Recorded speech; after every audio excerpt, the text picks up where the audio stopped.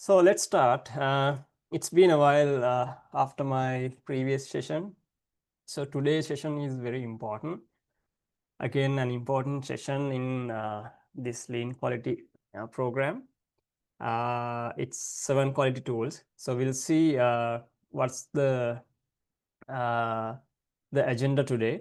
So without a further ado, we'll understand everything very quickly, what we're going to do, and I'll be covering each and every tool with some gravity on some of the tools that we need to drill down.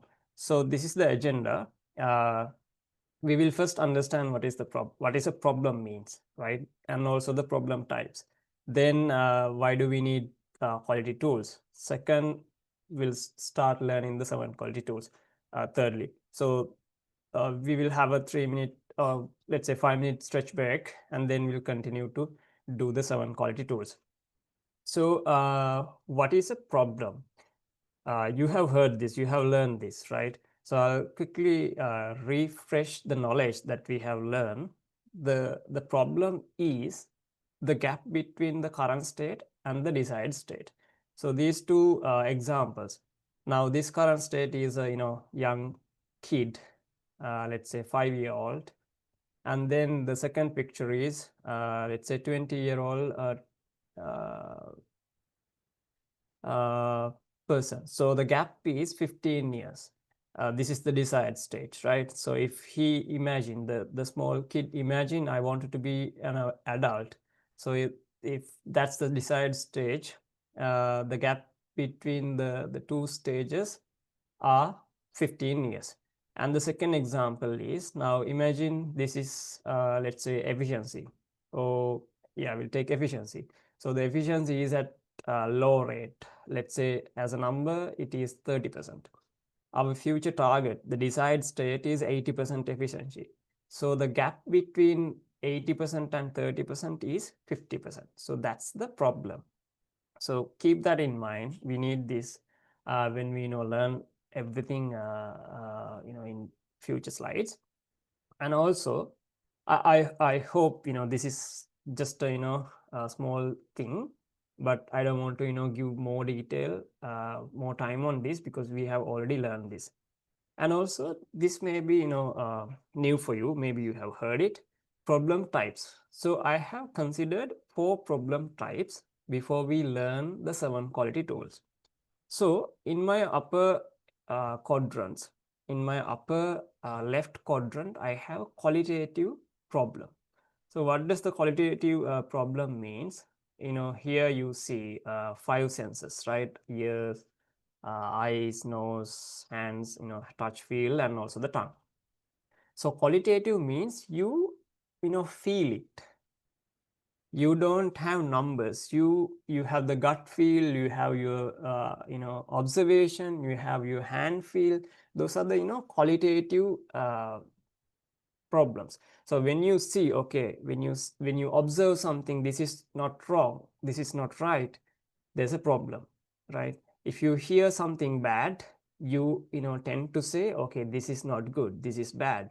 If you smell something bad, it's qualitative. You can't say, okay, this is the smell. I don't know the unit of the measure, but you tend to say, okay, the smell is bad. So those are qualitative, right? On the other hand, we have quantitative. Quantitative means you can define it with numbers. So quantitative always derive with numbers. You can say, okay, this is the temperature, this is the weight, this is the salary that I have received. And if it is, if let's say salary, if you don't get the desired salary level, okay, I don't, this is not enough, I need to go for a higher salary, I need to promote myself, I need to go for a different department, a different company. So that's a gap, and it's a quantitative problem. You can measure it with the numbers. So as I explained the previous slide, the desired level and the current level, the same example, you want to be, let's say, just giving a number. You wanted to be at $3,000 salary. Now you are hitting $1,000 monthly. So the gap is 2,000. So that's the quantitative problem. Also, quantitative and qualitative, both we have present and future problems. There's another category. There are two other categories where you see present problems and also future problems. So what are these present problems? Let's say in our day-to-day life. Again, as I mentioned, okay, today I can't, I wanted to go out with my family, but you can't. It's already happened. You already experienced it. It's already gone, right? So it's a present problem. Let's say the second example that I have mentioned. Now we have achieved only 30% efficiency, but you wanted to be at 80%. So it's already gone. It's already happened. That's a present problem. Now the future problem categories are like, let's say, day-to-day example on our you can imagine, I wanted to build my dream house. I wanted to build my dream house in in a lakefront view, in a two-story building. So that's your future state, and you wanted to solve that. You wanted to go and meet an architect, go and meet a engineer, and you have to buy the land. You have to arrange your budgets. That's future, right? You have to that's a problem, but you have time. You have time to solve it. You imagine it. It's an imaginary problem, right? Let's say example, next year we have to hit 100,000 standard hours, or let's say we have to achieve 10% profit margin. So that's a futuristic problem in terms of any if we talk about business numbers. So that's, you think it's in future, next year we are going to achieve this. Now you are achieving, let's say, 5% profitability. You wanted to achieve 10% profitability next year. So there's a gap, 5% profitability gap, and you have a time period as well. So you can plan it. So those are future problems, and you call it, when you solve it, you call it future problem solvings. And in our lean expert program, certified lean expert program, you can learn one tool called FMEA, failure mode defect analysis, solely defined for future problem solvings, right? So we'll see how it goes, and you can learn it. So these are the types of problem. Okay, so keep that in mind as well. We need this when we go forward. Which I can't hear your voice. Okay. Saminder, can you hear me? Yeah, I you hope can. so. I can hear you clearly. Very clear. Okay. Abdul, can you log out and re-log it again? Or maybe you have something wrong with your microphone or your speaker. Just check that and re-log it again. Okay. Okay. Let's start again. So those are the four problem types. Then why do we need quality tools? So we need quality tools, and there's a famous quote called 95% of the problem or problems are solved when clearly defined. If you can clearly define your problem, that means you are done. Like 95% of the time, your problem is solved. If you can't clearly define your problem, that means you are going here and there. You don't know what to do, where to attack, or what the problem is actually. So defining it. Let me check it again. Can't hear your voice. Okay. So 95% of the problem solved if you can define it clearly. If not, you don't know where to attack, right? So we need quality tools for problem solvings, for making judgment and decision making, for process measurements, and for continuous improvement. Also, Okay, it's clear. Okay, it's clear. okay, thank you.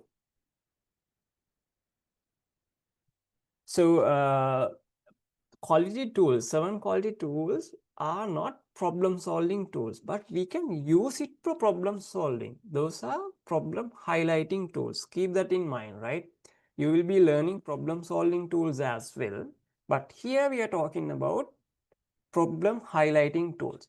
So these are the things, these are the objective that we are using for using 7 quality tools. Okay, and these are the 7 quality tools that we are going to learn.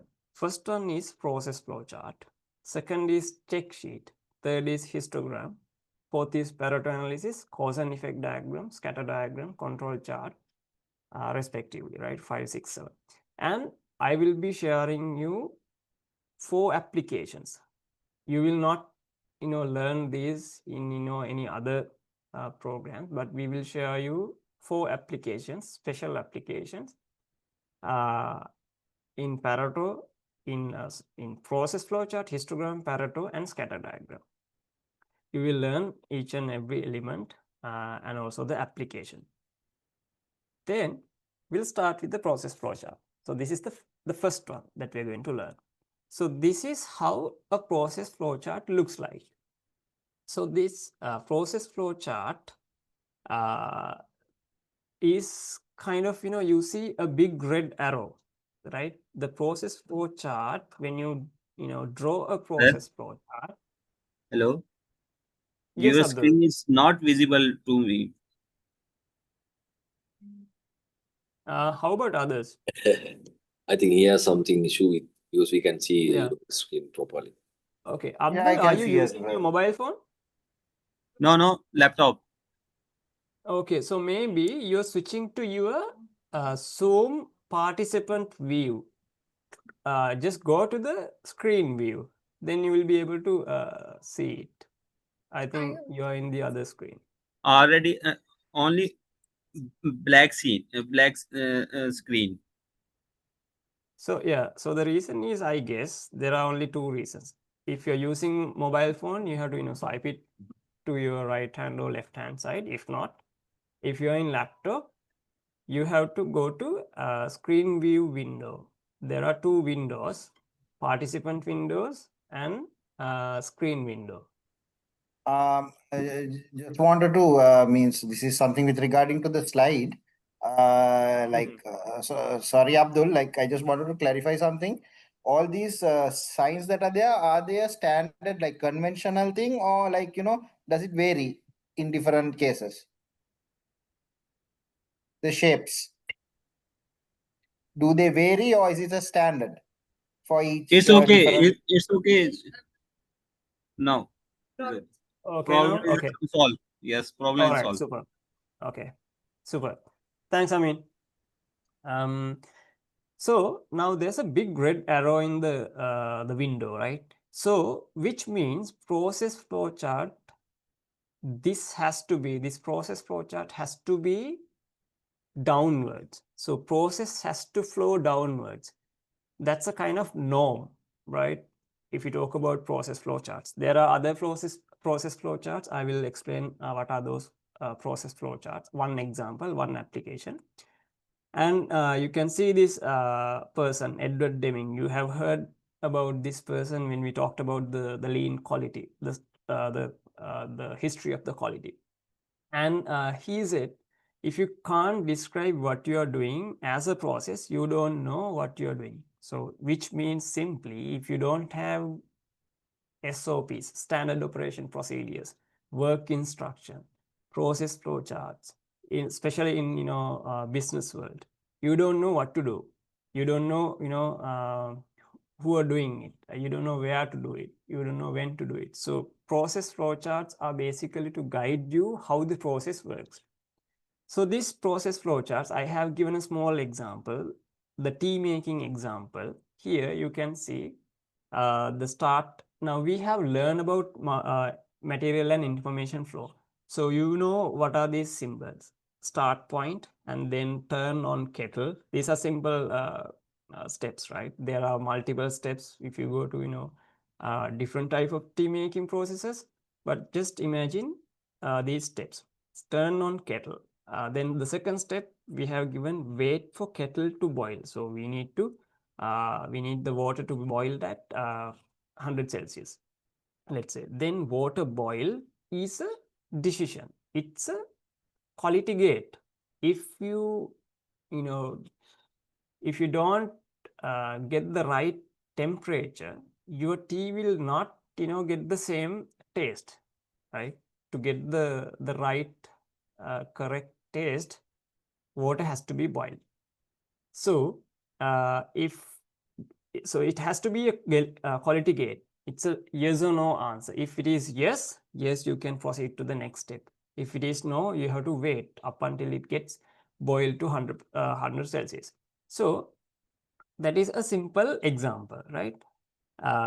The high level processes are shown in this process flow charts, and use we have to use the right symbols. I don't need to explain the symbols again. You have this cylindrical the circle type of start point, and then squares, diamond marks, and then yes no, and you have to correct the no loop and then proceed, right? When there's a decision making process, you have to close the decision box. So that's how this process flow chart works. Simple as that. So our learning here is, we know about that.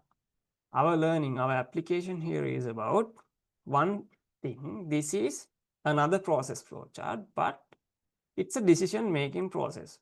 So that is kind of a task level process. Now this is decision making.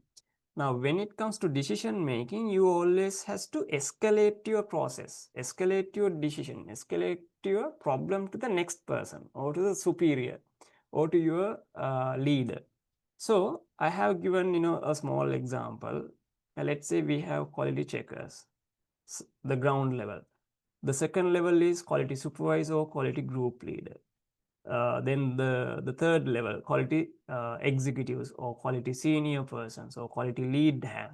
Finally, we have quality manager. Again, you may have operations director or business director, marketing director, who are in executive committee or above the hierarchy from manager level. So what I wanted to highlight here is, when it comes to decision making, if your quality checker you can't make a decision, he or she escalate it to the next person. Let's say supervisor. Let's say a person is having a defect, and if he can't make a decision, he go and ask his supervisor. He or she go and ask his supervisor, okay, is it a defect or a good product? So then the supervisor, the next level person, makes the decision. That means the lower level, the bottom level person escalate it to the next level. So here, my ask, this is not an assignment. My ask is, most of the businesses, we don't have this decision escalation process, especially for quality department. So since we know how to draw the flow charts, how to draw material and information flows, you can draw the decision making process for your quality department. If you are a quality head, if you are a quality person, you can do it, I would say, today itself. Because you will see, when you draw this, when you make this clearer, your lives gets easier. So most of the time, most of the companies, we don't have this. We don't use this. If you have this decision escalation process for your quality function, you know which person makes the decision. You know where to go and ask. You know where to get an advice. If not, I will, I will give you a simple example. If you're a quality head, bottom layer always come and ask, okay, boss or sir, whatever the way how they address, can I take this? Can I do this? Right? They always come and ask, because they know, okay, there's a person to give an answer. But if you make this clearer, they know, okay, I can't go and simply ask, can I do this or can I do that? You can ask, did you check that? At least you have an option. Do you have an option? Right? Then they know, okay, I have an authority. I have my decision making scope. I can make that decision. If I can't make that decision, if it is not in my scope, yes, I can go. If not, they will not come to you. It's because if you don't have it, they will definitely come to you, right? So especially for quality department, we don't have this decision escalation process and decision making process. So try and do it, and you will see amazing results. You will see, you will realize your life getting better and better, because you will have more time for your more management time to do other tasks, not to go and solve the small firefightings, small problems where your bottom layer can solve. So this is one ask, not an assignment. Try and do it. Okay, then I will show you another thing. So for process flowchart, we can use several tools: MS Excel, Microsoft Excel, Microsoft Visio, and Visage BPMN. And you have used this draw.io. And I wanted to show one thing. You can even check it in YouTube or Google. This is how the Visage tool looks like. It's a business process modeling notation. You can use it globally, right? The beauty of this tool is you can see now here, this is a small start point. Now see, there are, the task box. So you can, elaborate it into, different categories, different tasks.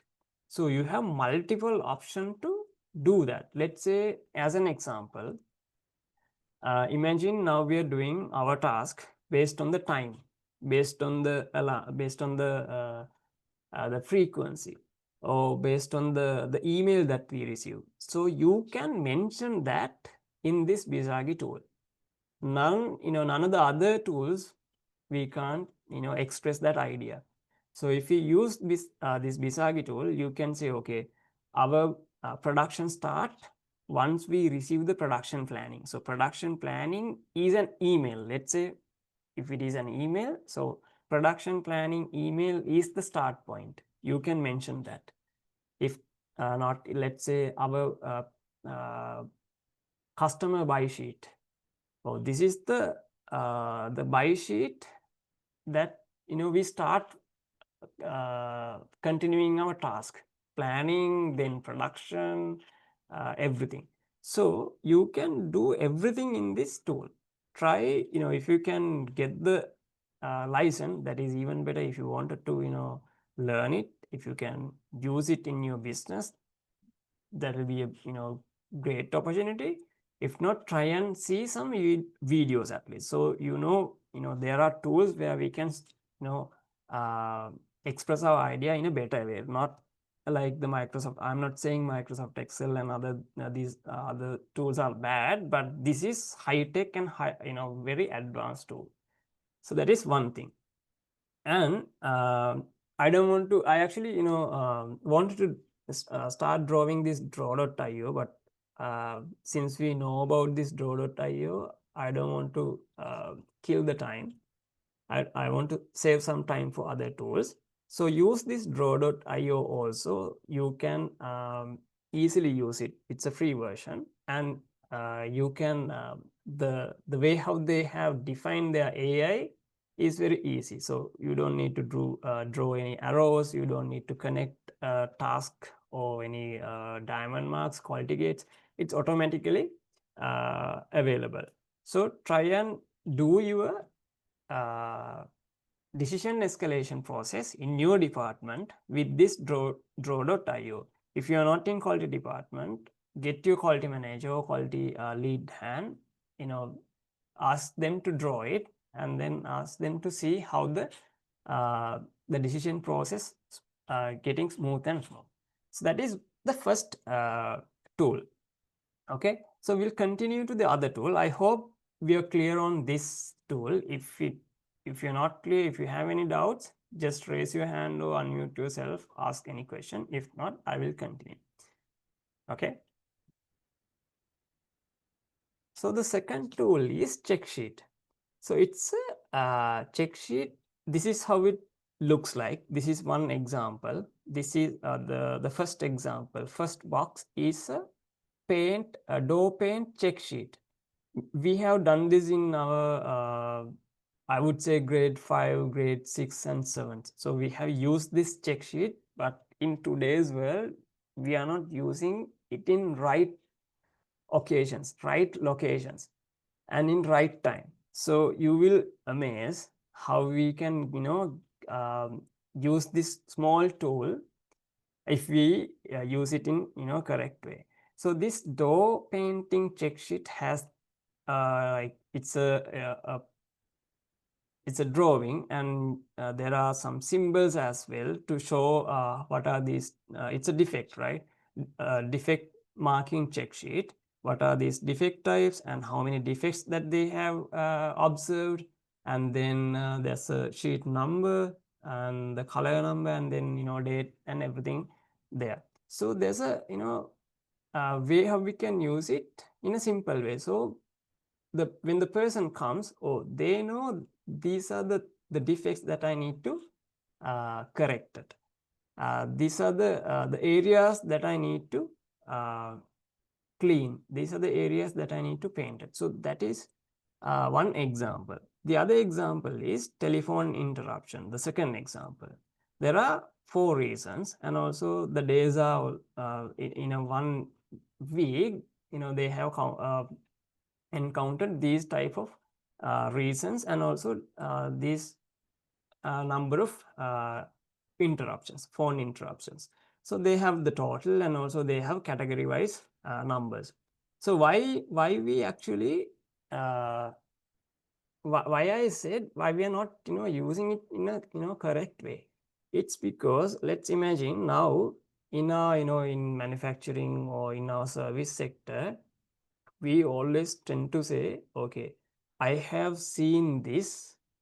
Okay, I will take one example, manufacturing example.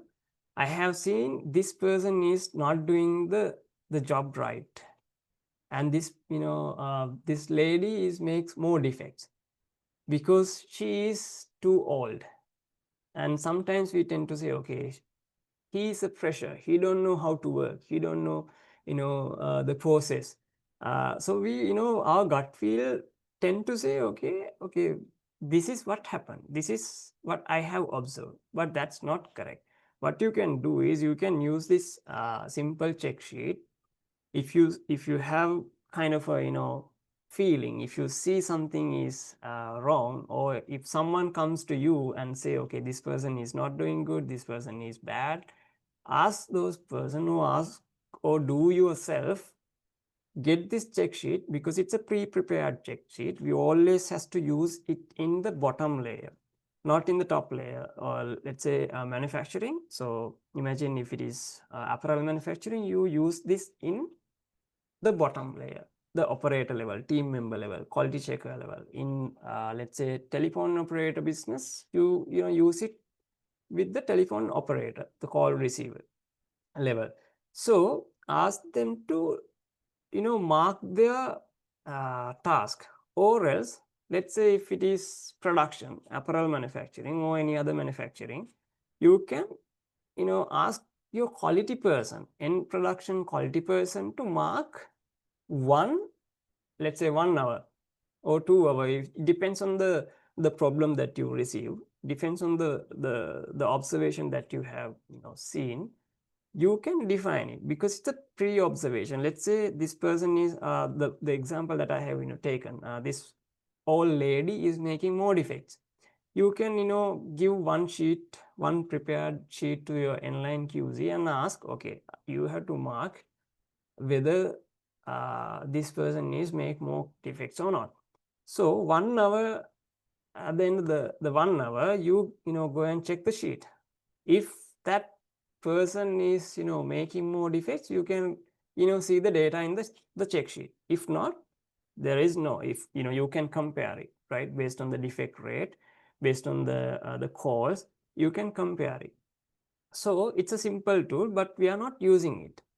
One example that I like to share, another example especially in manufacturing, if you have 2 team members, 2 operators doing the same thing, same operation, same task, one your team member, your supervisor or your executive come and say, okay, I know person A is doing better, person B is doing bad. So you can compare it with this check sheet. So if you want to compare someone else's performance, bottom level, use this check sheet. Then you can, come out from your gut feel and say, okay, no, I have this data, I have these facts. This is what has happened. You are wrong. Your gut feel is wrong. This is the actual results. So we have to, we have to take, some other actions based on the results. Then your, problem solving is, much easier. You know where to attack now because it's a highlighting tool. You know, highlighted where the problem is. If we don't do it, we always, keep thinking in our mind, okay, this is what has happened. This is the person who's, making defect. So use this in your bottom level to understand and compare team members' performance or identify where the problem is and to highlight where to attack, where I should go and teach, where I should go and help. So this is the second tool, which is check sheet. I hope everyone is clear. If not, you can ask any questions. Okay, super. I'll moving on to my third tool. So this is histogram. As I said, I wanted to give more times on some of the tools that we always confuse ourselves. We know, and I have seen most of the programs, most of the training courses, they don't give you the right way of doing it. Even though if they give you the right way of doing it, you don't have the right way of interpreting it.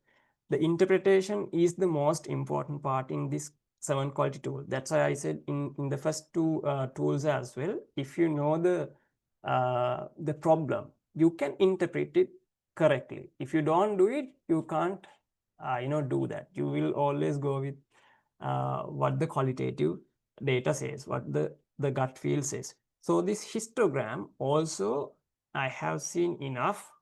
You don't get the correct interpretation. You will get the correct interpretation once you complete this histogram slides as well. So this histogram is an approximate representation of distribution of numerical data. So you can't have qualitative data here. You have to have numerical data. If you have heard or if you have participated any statistical programs, there's a data type called variable data. So in variable, there are two categories, variable and discrete. So in variable data, variable means it varies, right? In variable data also there are 3 categories, right?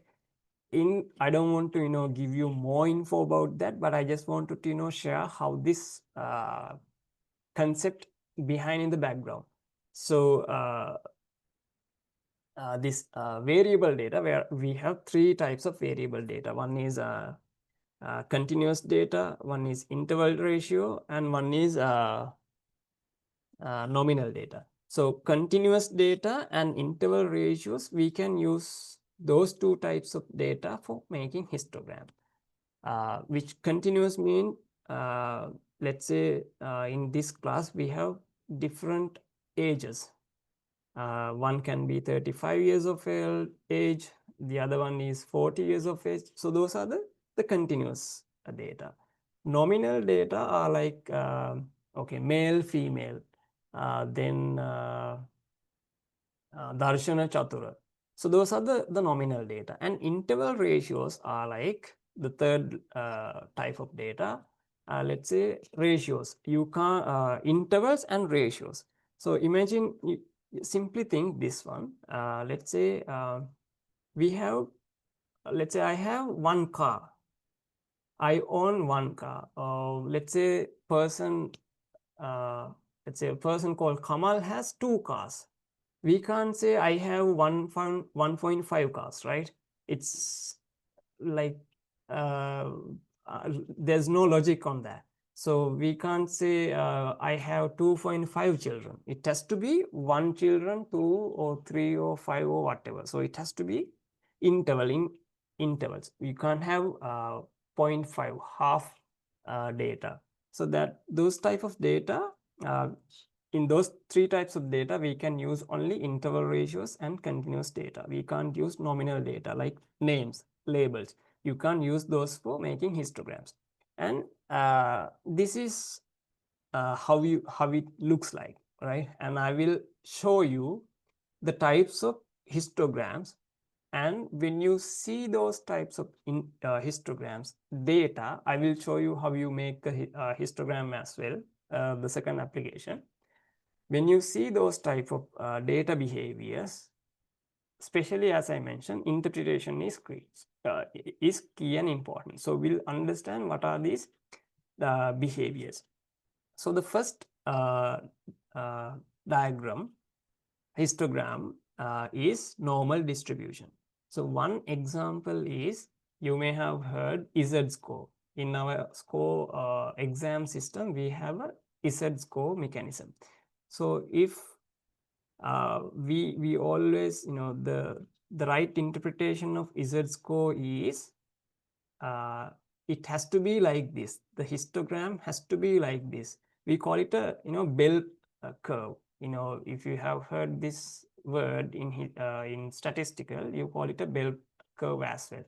Why it called a bell curve or a normal distribution? Because if the exam system or the exam criteria and the gravity, the weight is in the standard and the correct position, there are students who score lower marks like 5% or 10%, and the average is about 70%, 80%.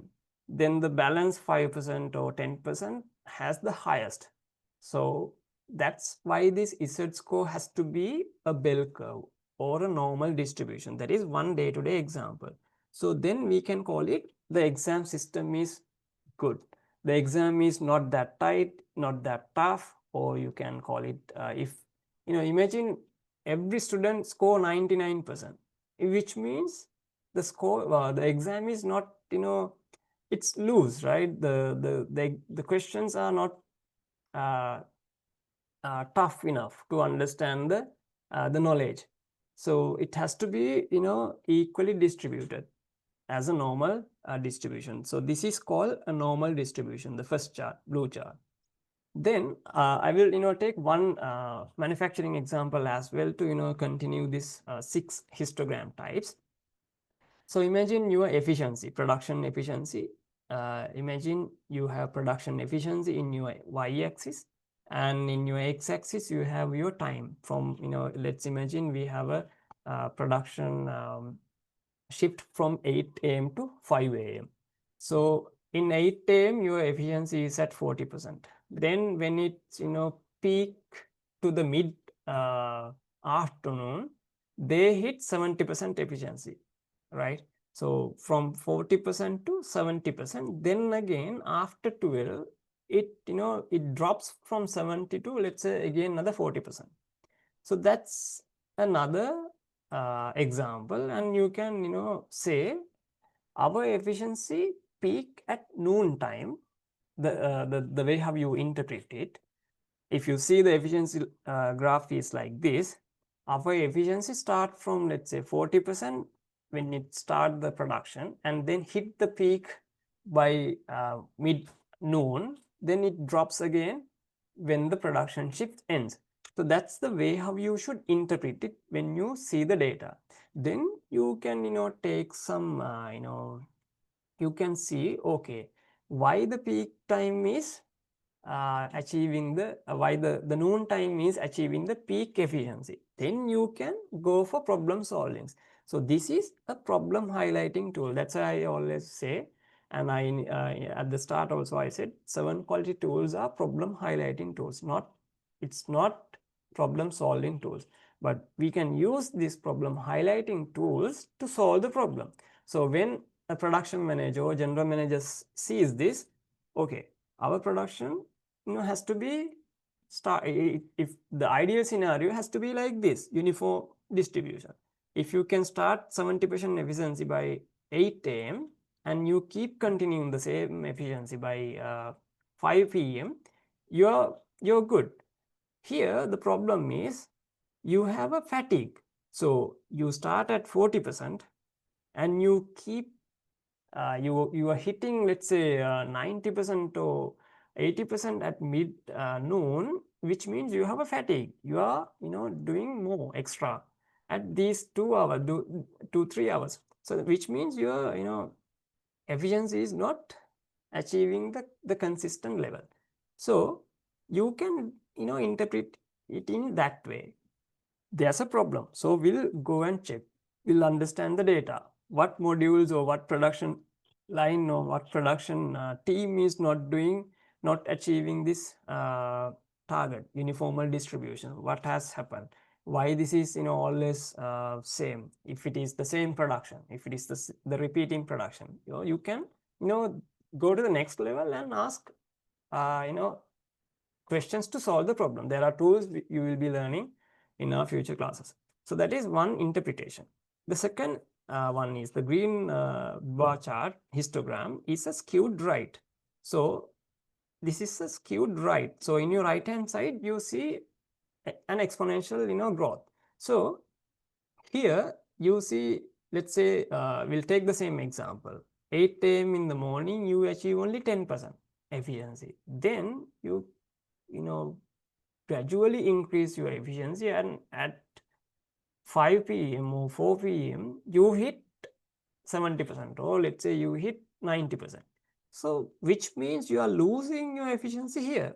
So there's a very good eye opener when you see this, and you can say, oh, this is something wrong. Why we are hitting our efficiency at latter part of our shift? Why can't we hit the same efficiency in the morning itself? So there's a way of interpreting it. Again, the third one, skewed left. You can take the same example. Efficiency, when people are starting the shift, their morale is up, their energy is high, they are fresh, they hitting 70% or 90%, and then when the shift ends, they are decreasing their efficiency is decreasing. So that's again not good, right, in that example. So you can interpret the same way how we have interpreted the skewed right. And I have explained this uniform distribution, and two model distribution I will take a separate example, because efficiency is not the right example that I should take for this two model distribution. Let's say if you take sales example, so you can imagine, let's say sales numbers or product volume is in y-axis and months are in this x-axis. So you can see, if you see the numbers like this, you can say our January month sales is like this, and April we are hitting, let's say 200,000 product pieces or standard hours or whatever. Then again we are dropping in between August. Then again we are increasing up to 200,000 by October. Then again decreasing to 50,000 by December. So your sales are increasing and decreasing. So there's a pattern. So it can be the way how you how your customers work, the way how your business works, right? So you have to come up with a plan to manage your business, manage your workforce, manage your product portfolio and your capacity. So the way how you interpret is the way how you is the way for your problem solving. So this two model distribution, and it can be a multimodal distribution as well. Like I explained the two model distribution. So you can have a pattern. You see the pattern, and then you, okay, when you see this, okay, you can have a, if it is sales numbers, you can have a board meeting with your customers, and your will take your management team, ask your marketing team to understand, okay, what are the things that we can do to fill this gap in January, February months? What are the things that we can do to fill the rest of the months, which we are not hitting the sales target? So they will come, they have to come up with a plan. If not, your capacity lose, right? So those are the things that we need to consider when you interpret it. If you can't interpret it, you will not be able to solve the problem, because interpretation is the first step of solving the problem. if your GM don't see this, if you're, if you are as a manager don't see this, if you can't ask that question from your team, you keep continuing it. There's no way of, solving it. You see this data every day. Sometimes you will not see this data. If you don't measure the data, you will not see it, right? Like the first quote said, if you have the data, you're 95% through, you are done. So if you have this data at your fingertips, you know where to attack, what questions to ask. So this is the interpretation. So I hope those 6 models are clear. If not, ask any questions. And 120. Okay, we have 10 minutes. I will keep continuing. If you stop me, I will stop and answer your questions. So I will show you one histogram exercise. This is the second application. So let me go to my Excel. I will take one Excel.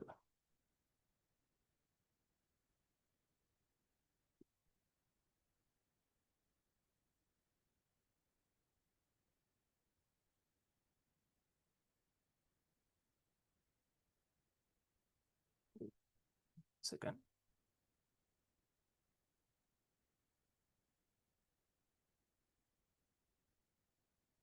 Can you see the screen, the Excel chart? Yeah, you can. Okay, thanks, Anand. So I will take this histogram example. I will take it into a different sheet. Take that. So this is regarding age. So I have considered this histogram example. There are, few, let's say how many people we have, 11 people, 11 personnel, and then they have their different ages, age numbers. So we want to, make this histogram. Sometimes we don't know how to make a histogram and we don't know how to interpret it. So imagine now, if you have this type of data, if you want to see how the first thing that came into my mind is, okay, I wanted to see how many are in, let's say I wanted to see who are the people, how many people are in age category 30 to 35, right? In normal, day to day, we, get those questions. So if you see that, then you can, go to the next step, which means problem solving. So likewise, similarly, you can take your business data, let's say defects, your business sales data, your production data, whatever. This is the way how you do it, and I will show how you do that, and also the way of interpreting it. So you simply go to insert. If you can do it with me, that's even better. If you have your laptop with yourself, you can try to do with me, or else you can see the recording and do it when you have a free time. So you highlight this table and then you go to insert. Let me take this out. You go to this chart. I will keep my cursor here. Let me, if I can see the small window. No, it's not coming. So when you normally keep your cursor here in any type of option or tool, it will pop off what the tool does, right? So you have to, highlight your area and you have to go to this small bar chart, insert statistic chart. Go there and then you will see histogram, the window, the small window called histogram. Okay, so you have to select this one, not the second. You have to select the first one. Select that and then chart. There's a chart pops up. So now with this data, I can't interpret anything, right? It's so vague. So I need to do some small tweak. So what I do is I want to do, this is the age, this is the number of person in that age category. So here 7 to 25 age, we have 7 people. 25 to 43, we have 3. 43 to 61, we have only 1. What my question is, I wanted to see how many people are in age 35 to 40. So in order to do that, you have to select your x-axis, age axis, right click it, and then format axis. Okay, then you will get this small window in your right hand side in the same Excel. It's within the Excel itself. So you have this small window. So you see the bin width. There's a small option called bin width. You have to select that. And then the bin width is now, they have defined itself. That's the original logic, default logic. So they have defined it, Excel has defined it, the bin width has to be 18. Now my question is, I have to understand, I have to see, I want to see who, how and who are the people who's in age 35 to 40. So I wanted to see if I change this to 5, how my graphs looks like. So my bin width has to be 5, not 18. So when I do that, I can see this graph changes. Then I can see, oh, there's no one in between 35 to 40. There are actually, so this age, we can do the start point as well, change the start point as well. But I can say, okay, there's no one is in between 35 to 40 range, but I have 37 to 42. Okay, let's say, okay, I wanted to understand that, and now I have the number. So 37 to 42, we have one person, right? So then you can understand, okay, I have this number, I can, do with, I can, consider those people, I can, ask them to assign, any type of training, or I can, understand their other information. I can drill down to, let's say, religion or whatever the data that you wanted to. So that is next step. Here, the first step is understanding the data, understanding where to attack, where the problem is, depends on the problem that you wanted to solve, and interpret it. I can say, okay, we have now, if we interpret this table, I can say we have the most number of people in this region are from 22 to 27, or else I can say most number of people in age category 22 to 27 is in this this is in only in this class, not in the other class, not in our expert class. So that is how you wanted to define. So if I can define it, I can say, okay, this is how our class works. These are the people who wanted to learn something new. So I can interpret it, right? With the data, I know, okay, only 22 to 27 people are coming to our courses, not the other age ranges. There are other ranges, but not that prominent. So the way how you interpret it is easy for your problem solving. If you wanted to, if you know now, like let's say age group from 32 to 52, no one is coming. Let's say 32 to 37, no one is coming. 42 to 47, no one is coming. How can we, attract those, age group? What can we do better? What is our marketing segment? So those are the things that we can, interpret. Same time, you can interpret it with your sales data, production, efficiency, quality, whatever the data that you wanted to measure. Okay, that is histogram. You can do it simply in Excel. I hope it's clear. I will stop share this and I will go back to my presentation. Right. We have 2 to 3 minutes. Before I go to our break, I will jump into a fourth quality tool, which is Pareto analysis. This is, you may have heard enough, I think, about Pareto analysis. But what we wanted to share today is, we will share you the way how the traditional and the typical learning method, the way how you do Pareto analysis manually, and also the simplest way of doing it.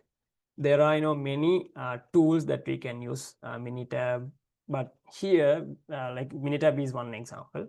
Here we will show you Excel. Within Excel itself, we can do this Pareto analysis within even few seconds. Now when we were learning this Pareto analysis, we were doing everything manually, and even after that, when some of the programs, they have taught, okay, you have to do all of these steps, even in Excel, then only you will get the right Pareto chart, right Pareto analysis, right way of interpreting it. But the most important thing is thing in this tool is the interpretation. I'm reiterating it again because all your analytics are, yes, you have to do analytics, right? Then only you see the numbers, charts, everything. But those are, I would say necessary, but not non-value adding for your decision making. The only the value adding point is the final bar chart. Then only you can interpret it, right? So here again, we will show you the manual method, how you do it, step by step. There are 7 steps. And we will show you it in Excel as well, the manual method. And again, we will show you the simplest way of doing it. Maybe you have, heard about it. Maybe you have, tried it, but we will learn it. So this Pareto analysis, he's the person who has introduced this Pareto analysis called Wilfred Pareto. He's an Italian guy. The spark point of this, Pareto analysis concept came in 1906. So one thing that he observed is it's in here in the second bullet. He made the famous observation that 20% of the population owned 80% of the wealth in Italy. Then he realized there's a logic, there's a theory, there's a kind of relationship. What does that mean is 20% of the people, let's say they have in his city, let's say just to understand the numbers, they have 100 people, and 20 people own the wealth of the the total 100 people. Like 20% of the people are own 80% of the wealth of that 100 people, right? Which means in business terms, 20% of the effects coming from 80% of the causes, right? So that's how you interpret it. We will see how it works when we do the graphs and everything. The simplest way to keep that in mind is it's let's say the same example, the efficiency example. We have seen most of the hours are hitting 70%.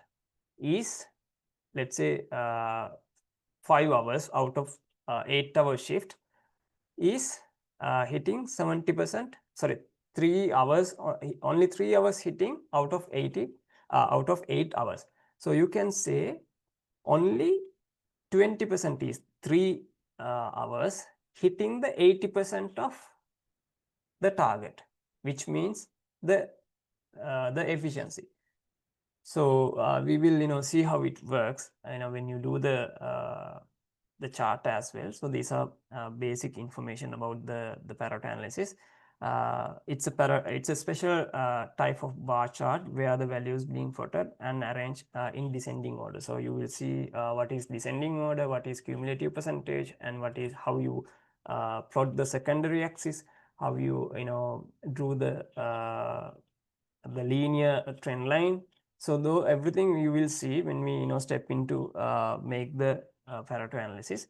And we will have a small break. Let's take a 5 minutes break and we'll come back again. I'm here. If you have any question, you can ask. So let's take a 5 minutes break. Thank you. Let's start. The only thing is Amin is not available. He logged out. Anyway, we'll start because it's already 6-7 minutes gone. So as I explained, I want to give you another 2 examples.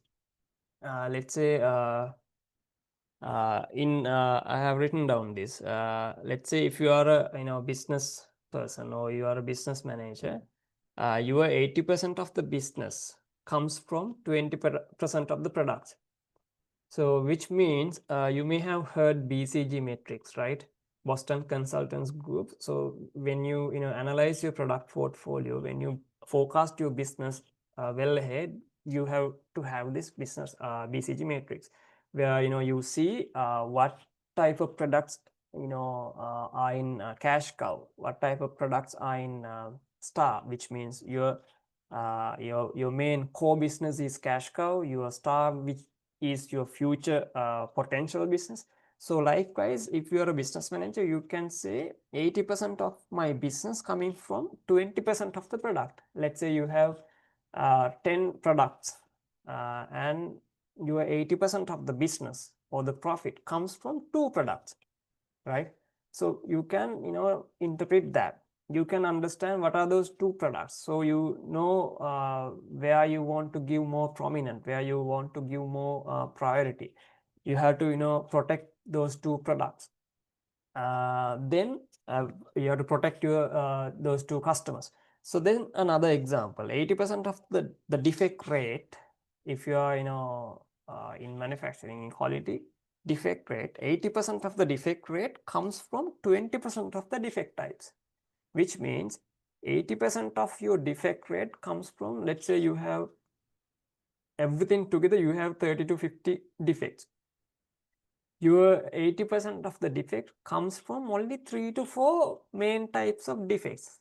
Then if you can tackle those 3 defects, top 3 defects or top 5 defects, you can reduce 80% of your defect rate, right? You can achieve a better productivity if you reduce the defects, if you attack first 3 defects, if you can eliminate those first 3 defects, then you're through, which means your productivity gets higher, your defect rate, so your quality numbers gets higher. So that's kind of an interpretation in business terms, business world. So let's see how this Pareto chart works. So these are the steps that we need to follow when you are doing it in manual way. So first, first understand the manual method, right? So if you are doing it with numbers, with pen and paper, you can do the same thing.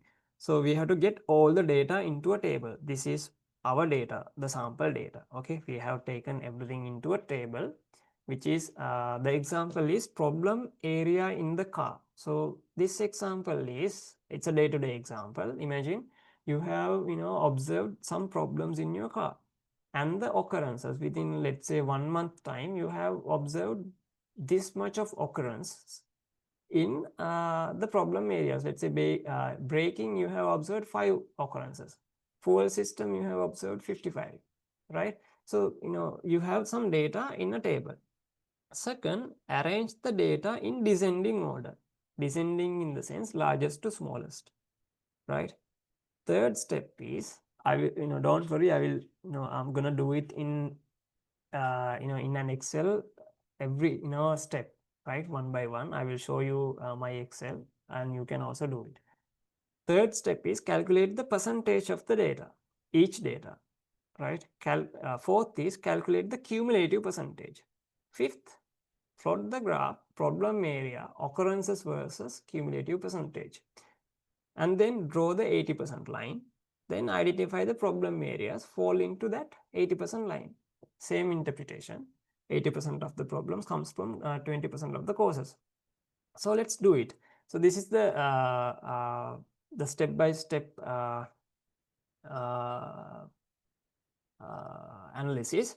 So I have, I got all the data into a table, which was in the first previous slide. And the second step is this light blue step. Arrange the data in descending order, which is I have already done here. I have arranged the largest to smallest data. So the largest problem is transmission. The lowest is in steering. Okay. So that's the second step. The third step is calculate the percentage of each data. So this is the green, the green step is here, percentage of each data. So 62% mean now altogether we have 102 problems. 62 out of 102 is 30%. Likewise, we have percentage data here. You will see how it works when you do it in Excel as well, because I wanted to clear it, you know, from the scratch. That's why I'm repeating the same steps again 3 times. The fourth step is to calculate the cumulative percentage of the data. So the fourth step, now we have cumulative. Here we have 30%, then 30% plus 20%, 27% equals to 57. 57 plus 12 is 70%. There may be some decimal data, don't worry about that. That's why you know, if there is no any decimals, it should be 69, right? But 70% is because of, you know, I have taken some data from Google, so that's why it is 70. And then ultimately you get 100%, right? Then so you now we got all first 4 steps. The fifth step, where's the fifth one? Okay, so it should be the fifth one. Sorry, it's a typo error. From the graph problem area. So I will show you how you plot this, right, in Excel. Then draw the 80% line is the 7th step. You draw the 80% line. This is the 80% axis. This is the secondary axis. I will show you how you get the secondary axis as well. And then identify the problem areas fall into that 80% line. So this is the 80% line. This is the cumulative percentage in gray color line, trend line. And you plot the 80% line. You plot the you identify the problems which are falling under 80%. So this is the area which, you know, cut through the cumulative percentage line. So you identify this the area, and then you identify the 80% of the course. So let's do this in Excel. I don't want to you know, drag it further. I want to quickly go to my Excel.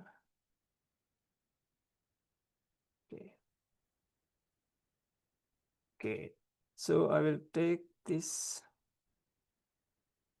This is the histogram one. I'm gonna take the Pareto. So this is the Pareto. I will take it into a different sheet. Okay, so this is the problem in area in the car. This is the occurrence. So the first step, if you can remember, we have to arrange these data in descending order, correct? From largest to smallest. So we're gonna arrange this in largest to smallest. How you do is you select this row and then go to data and then select filter. Then you will get this small drop down arrow. You know, showing it again. You highlight this row, go to data and then click filter. Then you will get this small drop down arrow. Click that and then hit this sort largest to smallest. So this is largest to smallest. Now you got the largest number here and the smallest number here.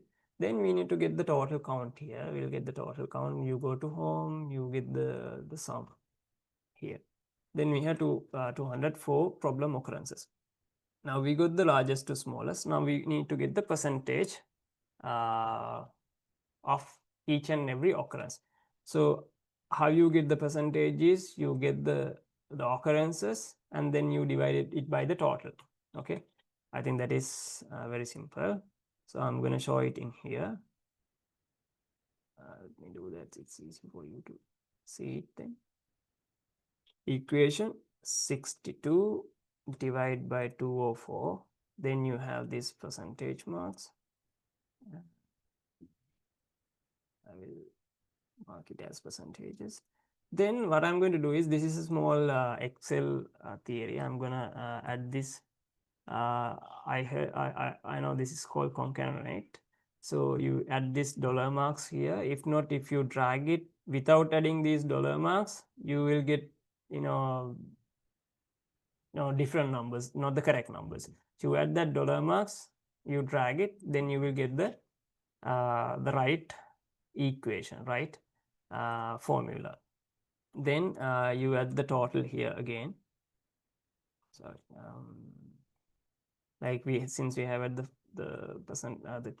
the the total here. I'm going to add the same thing here.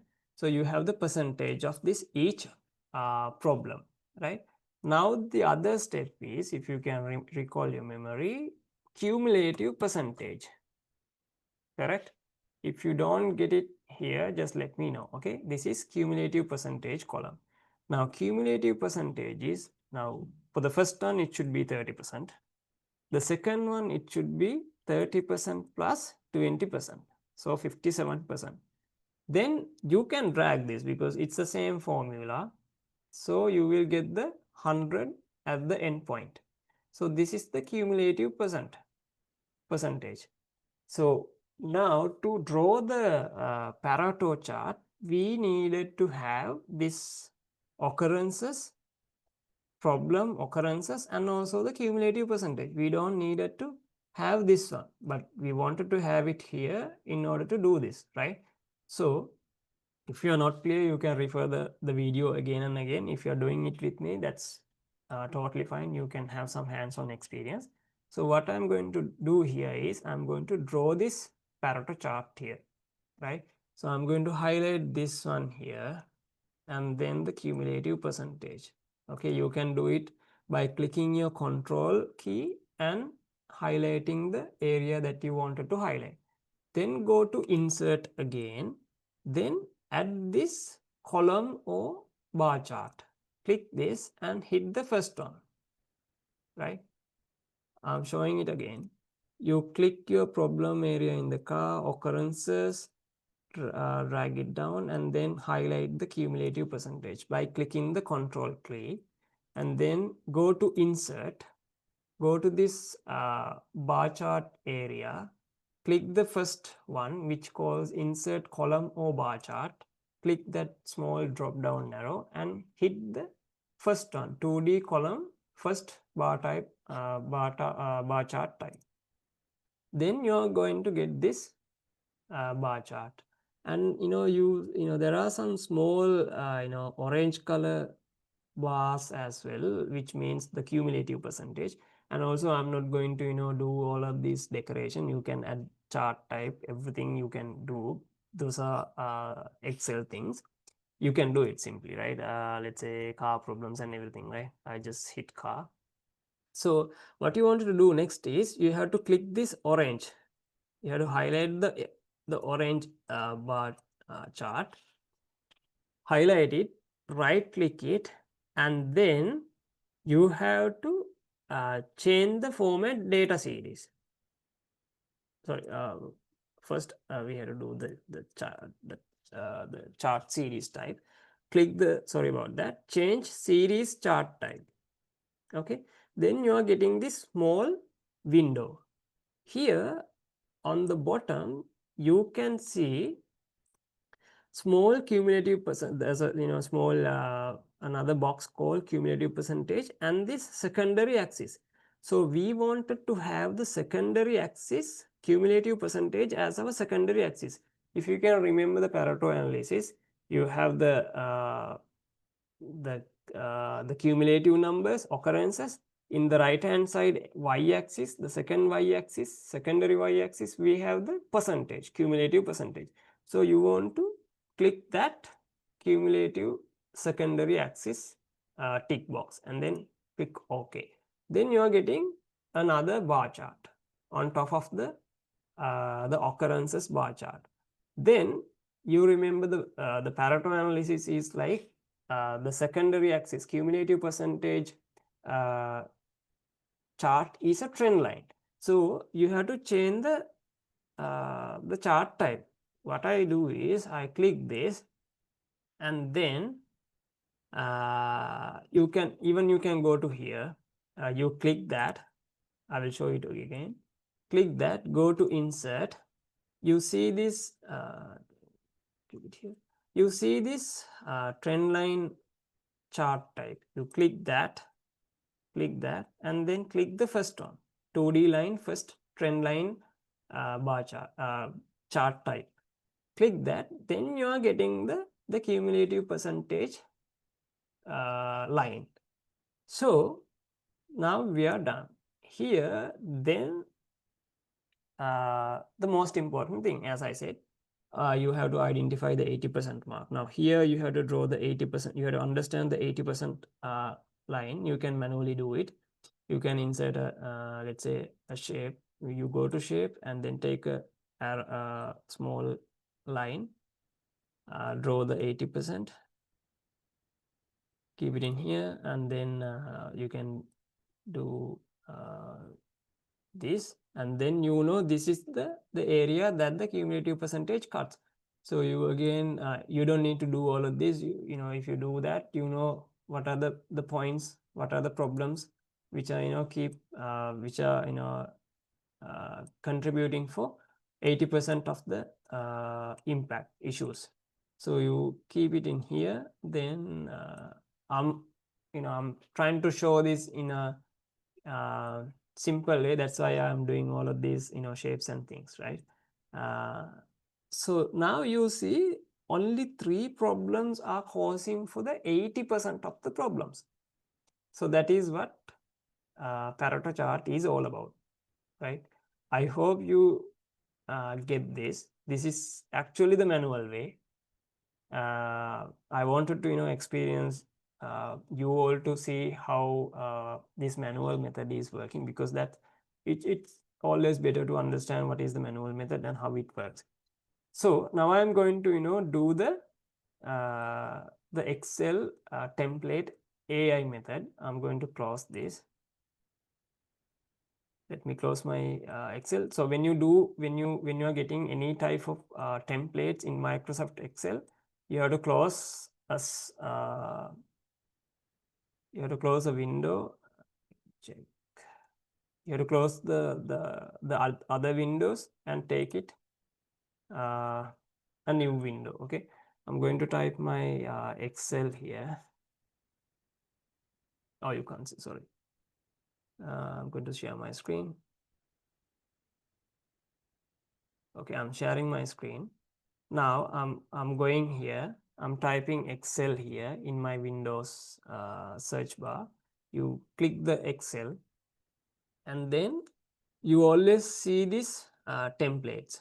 If you are using Excel, the first one is the blank workbook. Don't go there. What I want you to do is you click this more templates arrow. There's a small arrow called more templates. Click that more templates, and here you can type Pareto. Then the Excel itself will show you Pareto template. I'm always using the second template because it's much easier to understand. Click the second template and create. Okay. Then you have a Pareto analysis. Let me zoom it out for you. So you have a Pareto analysis. What you wanted to do here is you go to your Excel, you go to your data.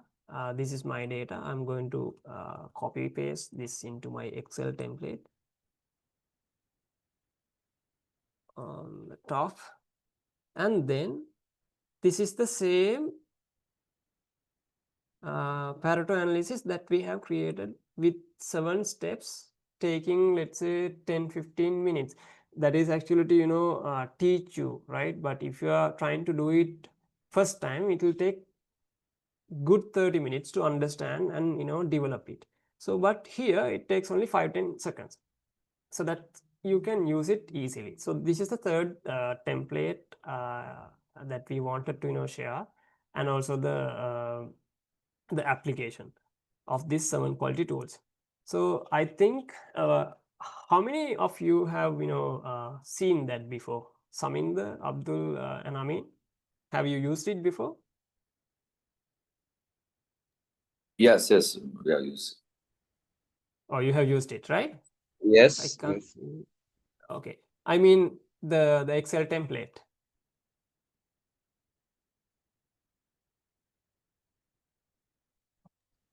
Yes, sir. Okay, that's superb.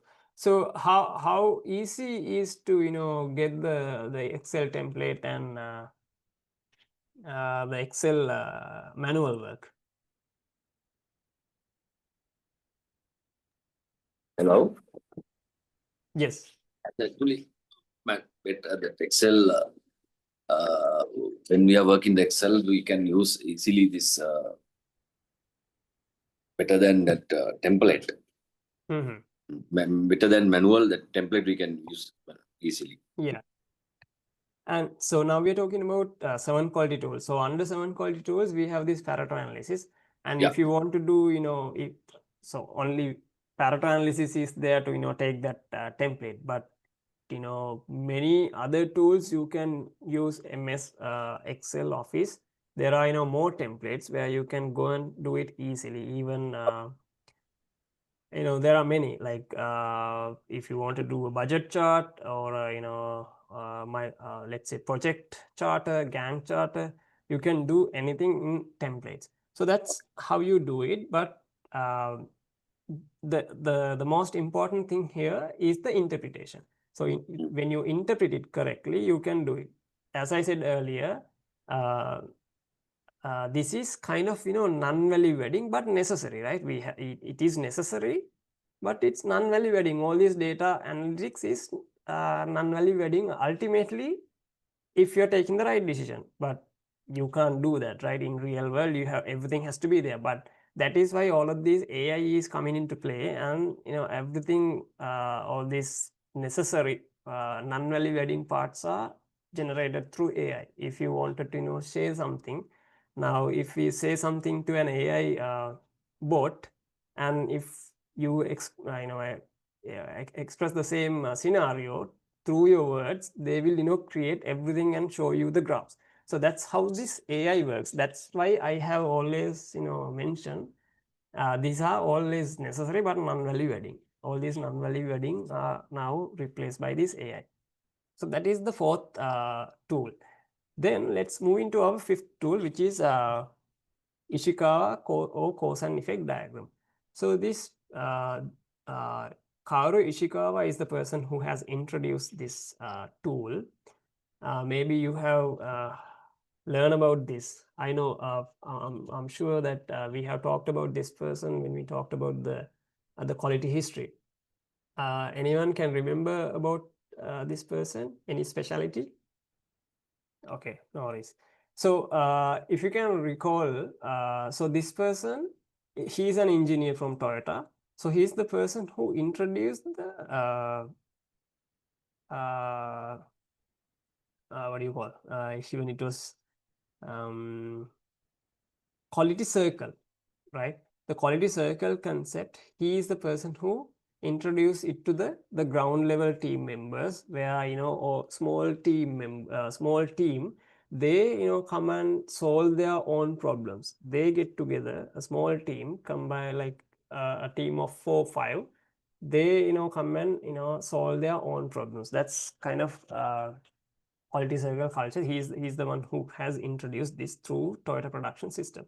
So this is how the Ishikawa diagram looks like. Why we call it Ishikawa is because his name is Ishikawa, and there are a few other names as well: cause and effect diagram, fishbone diagram. Also we call it 4M analysis, 5M and I analysis. So this is how it looks like. Then there are few things that we need to capture here. Again, I'm saying these are not problem solving tools. Ishikawa diagram is also not a problem solving tool. It's a problem highlighting tool. So here, imagine now identifying problem and problem breakdown is the key and important point here. Now I have given one example. Imagine this ABC Incorporated sales dropped by 50%. Now it is kind of vague. We don't know which sales, what type of products, which department. We don't know that. We never know if we don't drill it down to the exact point that we wanted to. Then the second example that I have given is factory DR, defect rate, has increased up to 10%. So this is the problem, right? We don't know. Now there's a problem. So in this fishbone diagram, the problem goes to this fish head, and all these 4MI, I would say man, machine, method, material, and you can define anything what the way how you wanted to. If it is in front end and service sector, you can define it as people, process, the way you wanted to tackle. So let's see how we can further drill down this problem. Now I have considered this. ABC Incorporated Colombo branch sales dropped by 30%, or else we can say ABC Incorporated Karachi branch from Pakistan sales dropped by 30%. So now earlier it was 50%. We don't know where and which branch. Now we know which branch has the sales dropped. And again, the production line 3, production module line 3, production machine 3, DR defect rate has increased by 7%. Again, we have drilled it down. If we can further go deep and understand where it has actually happened, it is better. We always have to go further, even to the bottom level, so we know where to attack. Then I have taken the same example. ABC Incorporated Colombo branch car sales dropped by 60%. So there are many other. So this example is vehicle sales. Maybe their van, maybe their cabs, their sales are okay, but only the car sales are dropped down to 60%. And also the production defect rate example. Production line 3, XYZ operation, or else XYZ style defect rate has increased by 50%. Now we know it's not that vague. We know exactly where this has happened. So when it comes to cause and effect diagram, we have to have this clarity. We problem has to be break down into the deep level. So you know how to work on this poems or IO people or processes. So this is one example. I have taken this from Google just to show you how it looks like. Yeah, so this is we wanted to share this as well. The important point here is you further need to drill down your problem, break down your problem. Breaking down your problem is the most important thing when you do any cause and effect diagram. Don't just start with the data that you have in your hand. You have to ask, okay, where it has happened, when it has happened, which line it has happened, with which section it has happened. Let's take those data, because we have done few tools in previous slides as well, right? We can use a histogram, we can use a sketch diagram. We can use those type of tools before we start the cause and effect diagram, so that we can further drill down to understand what should be the effect, what should be the problem statement. So this problem statement is most important thing when it comes to this fishbone diagram. It has to be further drilled down. So that is the key point here. I'll be moving to the sixth quality tool, which is scatter diagram. Again, here I'll show you some applications.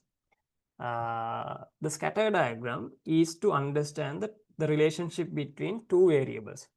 So if we have two variables, we can use this scatter diagram to understand how these two variables are behaving. So there are three types of scatter diagram. First one is positive correlation. Second is negative correlation. Third is there's no any relationship, correlation. So I'll share one or two day-to-day examples to understand this positive and negative correlation. Let's say imagine you have an ice cream business.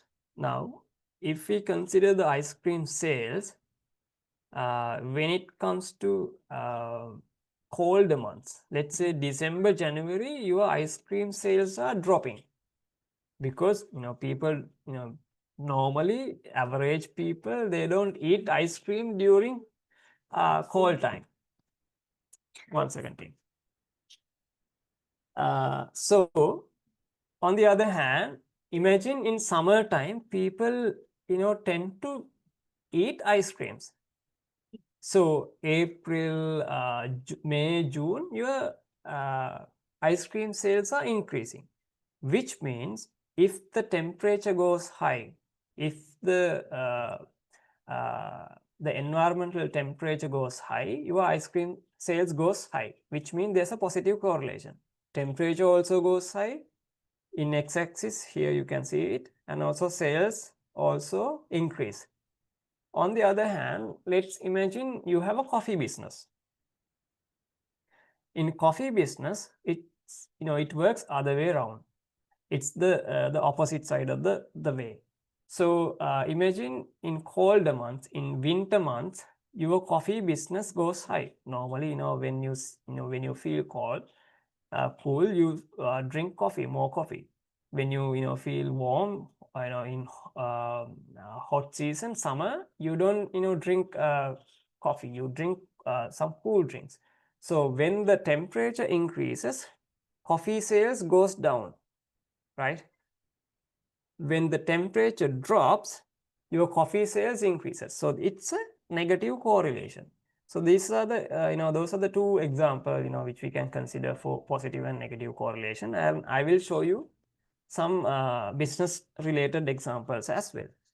So imagine your efficiency and defect rate, right, and your sales versus profit. Now the first example is defect rate versus efficiency. Sorry, efficiency versus defect rate. Imagine your operations manager or production manager wanted to increase the efficiency, but you don't know how your defect rate behave. If you keep increase your efficiency and if you keep getting your customer complaints, then only you realize, oh, I'm getting more customer complaints. Why? What is the reason? But if you do this, if you do the relationship, since since you are part of a decision making process, you try to do a exercise or a model production. If efficiency increases, if your defect rate is also increasing, which is bad, right? If it has to be, defect rate has to be go down. If productivity goes up, if your defect rate also increasing, which means you are not going to good. So you can say when the model works happen, oh, this is not good, we have to do something else, we have to do something better in order to increase the efficiency. If we don't do something differently, it keep increase, and business can at a risk, because you don't know you don't know your defect rate if you don't compare the two relationships.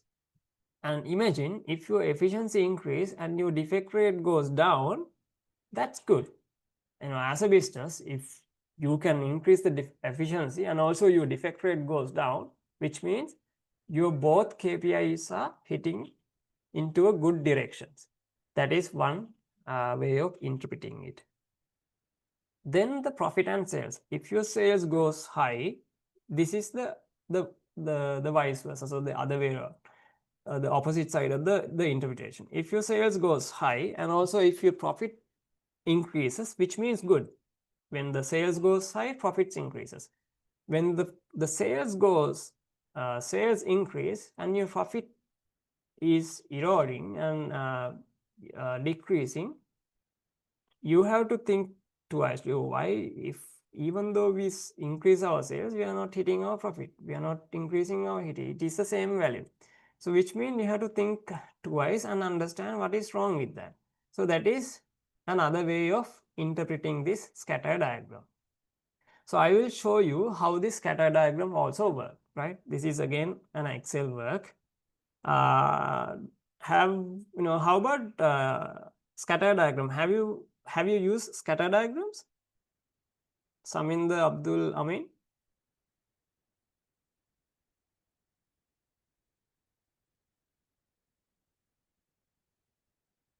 Have you guys used scatter diagrams before in Excel? Okay, that's good.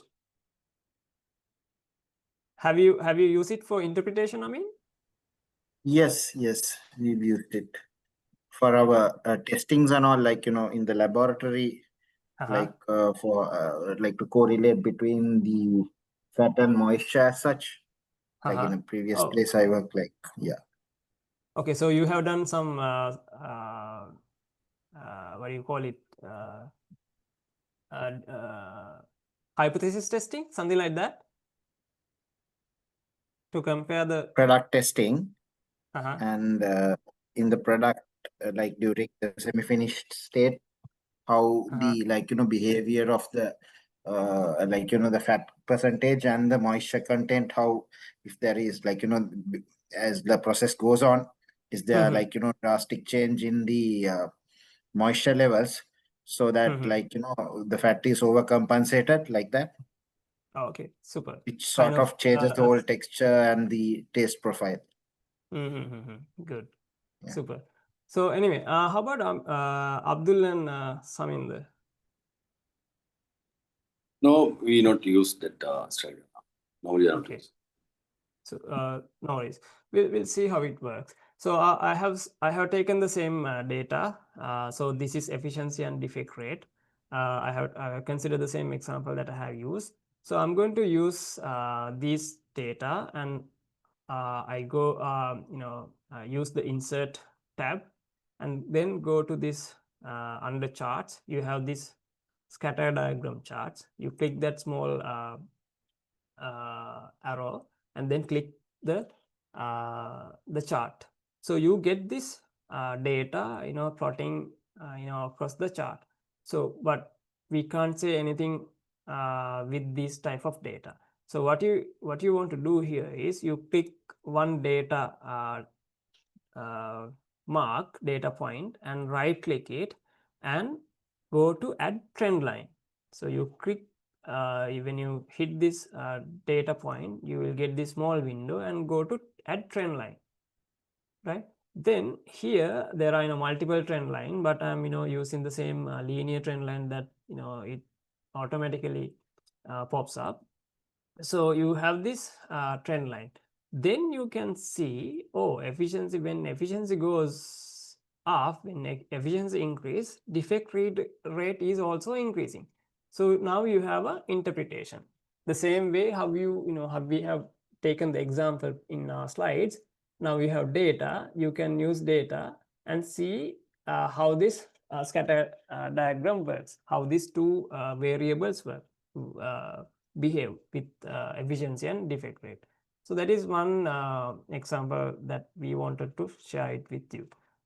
It's simple, but the way how you do it, there are only two steps. You take the data, go to insert, take the scatter diagram, click on one data point, right click it, and then add trend line. Then you see a trend line is there, right? Then I'm coming back to my PowerPoint.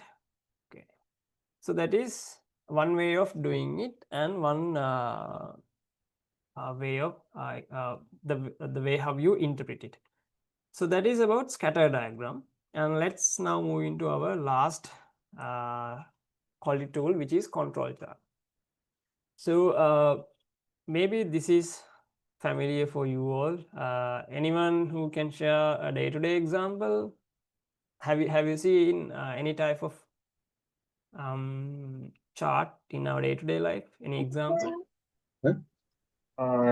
Temperature monitoring, like, temperature monitoring or humidity monitoring in the plant. Like, we have that, we need maintain a certain control limit. So we need to have the upper limit and the low limit as it shows here, and the target value. So we have a control chart basically. Super. Yes. So we have humidity and temperature in our manufacturing, and also in our day-to-day, you get the heart rate with the time. You get the heartbeat, and it plotters the way how the heart beats, right? So that is one a day-to-day example, and also manufacturing. So we'll see how we can interpret this. So now we know this is how it looks like, and now we know some of the examples.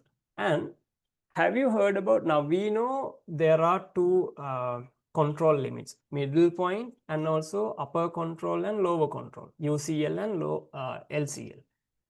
Where should be the LSL and USL has to be placed?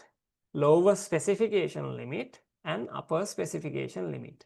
Now you have here upper control, lower control. Where should be the upper specification and lower specification? Now lower specification, is it this line, number 1, or is it this line? It, you know, it can be changed from your example to, you know, your example to example, but if you can, you know, share one thing with an example, that is even better. Can anyone share something? This is like when if you take the temperature, like our like say the means machine room temperature should be maintained at 24 degrees Celsius. So anything ideally above, like, you know, the 24 is considered to be not suitable, but doesn't mean it the machine cannot be run. So the machine can go up to like 26 degrees, but the internal control would be 24 degrees. Okay. And yeah.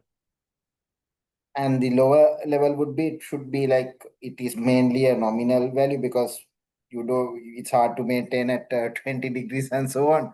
So as a control, like, you know, we have it as 22 degrees. Okay.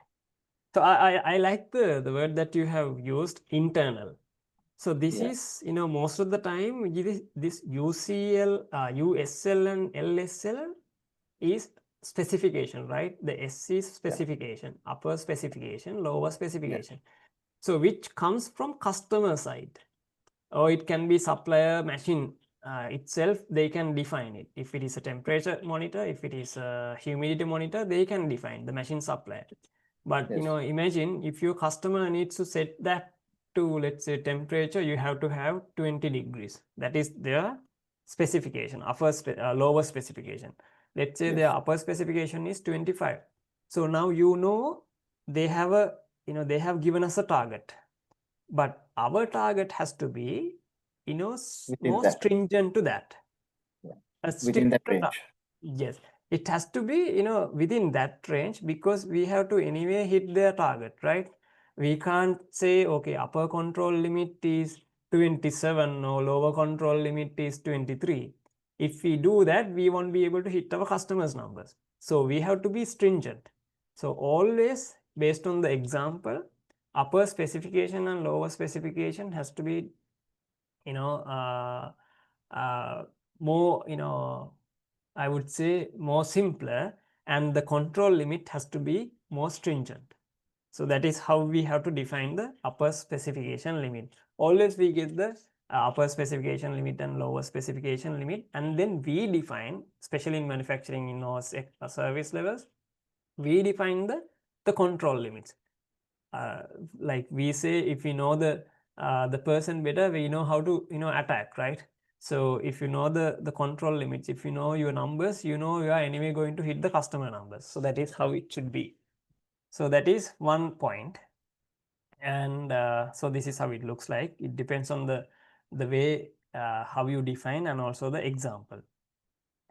So there are some scenarios that we need to understand. This is the thing that we need to, you know, share in scatter diagrams. Sorry, in control charts. You know, they have upper specification limits, lower specification, lower control, and lower specification. You can see some data in here. But imagine these scenarios are there, then you have to, you know, make decisions. They have to, you know, divert your decision to do problem solving. So imagine the scenario 1, beyond limits. Now this is a I